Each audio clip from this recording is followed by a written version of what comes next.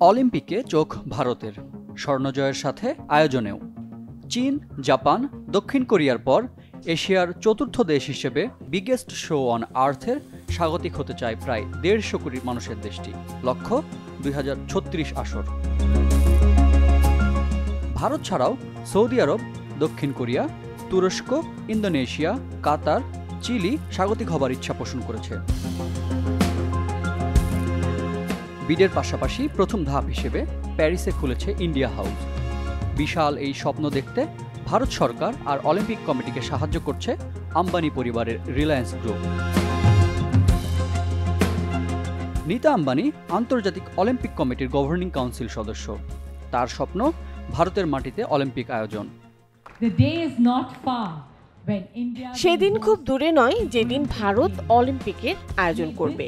India হাউসের উদ্বোধনে এটাই হোক আমাদের সকলের সংকল্প। ইন্ডিয়া হাউসের উদ্বোধনী অনুষ্ঠানে হাজির ছিলেন ফিফা সভাপতি জিয়ান্নি ইনফান্তিনো। তিনিও এত বিশাল জনগোষ্ঠীর দেশে ফুটবল উন্নয়নে আশাবাদী।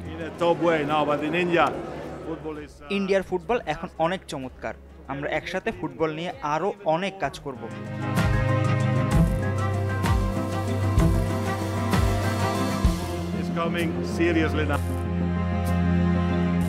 প্যারিসের ঐতিহ্যবাহী পার্ক দে লা ভিলেজে তারা তৈরি করেছে ইন্ডিয়া হাউস। পার্কে ইতিমধ্যে নেদারল্যান্ডস, কানাডা, ব্রাজিল, ফ্রান্স সহ মোট 14 দেশের কান্ট্রি হাউস রয়েছে। প্রযুক্তির মাধ্যমে এখানে তুলে ধরা হবে দেশের সংস্কৃতি, খেলাধুলার ঐতিহ্য এবং ভারতের অতীত, বর্তমান এবং রোমাঞ্চকর ভবিষ্যতের কথা।